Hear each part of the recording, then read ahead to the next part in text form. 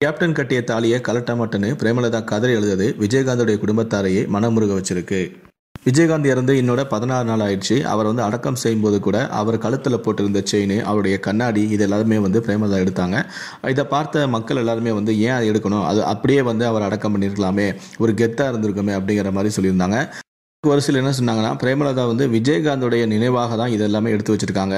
நம்ம ரொம்ப நேசித்த ஒரு நபர் நம்மளை விட்டு போகும்போது அவருடைய நினைவாக சில திங்ஸ் நம்ம கடைசி வரைக்கும் நம்ம பத்திரமா வச்சிருப்போம். ஸோ அப்படி தான் விஜயகாந்தோடைய நினைவாக தான் அவங்க விஜயகாந்த் போட்டிருந்த கண்ணாடி, அவர் கழுத்தில் போட்டிருந்த செயின் எல்லாமே எடுத்திருந்தாங்க. விஜயகாந்த் ஆசைப்பட்டதால தான் அவருடைய கட்சி சின்னம் போட்ட அந்த மோதிரத்தோடைய அவரை அடக்கம் செஞ்சாங்க. ஸோ இந்த மாதிரியான தகவல்லாம் சமூக ஊடகங்களில் வைரலாச்சு. இப்படிப்பட்ட பிரேமலதா விஜயகாந்த் கட்டிய தாலியை கழட்டும் போது அந்த விஷயத்தில் காம்ப்ரமைஸ் ஆகிருப்பாங்களா? கண்டிப்பாக ரொம்ப கஷ்டப்பட்டிருப்பாங்க. ஏன்னா அந்த அளவுக்கு விஜயகாந்த் மீது அவ்வளோ பாசம் வச்சுருக்காங்க. கிட்டத்தட்ட 10 ஆண்டுகளாக விஜயகாந்த் ஒரு குழந்தை மாதிரி தான் பார்த்துக்கிட்டு வந்தாங்க. என் கணவனுக்கு எந்த கஷ்டம் வந்தாலும் நான் கூட இருப்பேன்.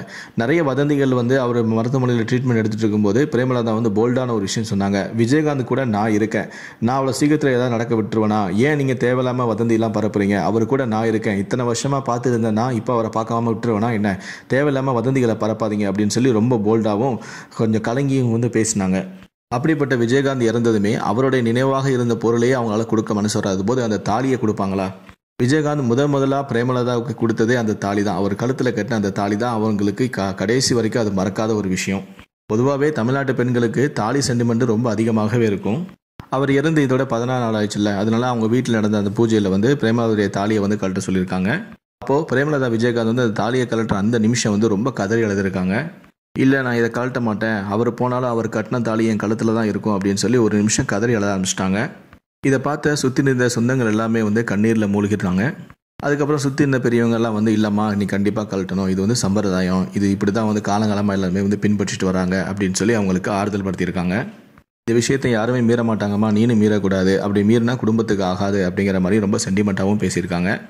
ஒரு வழியாக எப்படியோ பிரேமலதாவை கன்வின்ஸ் பண்ணி அந்த தாலியை கழட்ட வச்சுருக்காங்க. அப்போ ரொம்ப சென்டிமெண்ட்டாக பிரேமலதா ஒரு விஷயம் சொன்னாங்க. நான் இப்போ வேணால் நான் கழட்டிடுறேன், ஆனால் கண்டிப்பாக இந்த தாலியை உருக்கி நான் அதை மோதிரமாக செஞ்சு என்னுடைய விரலில் நான் போட்டுப்பேன் அப்படின்னு சொல்லியிருக்காங்க.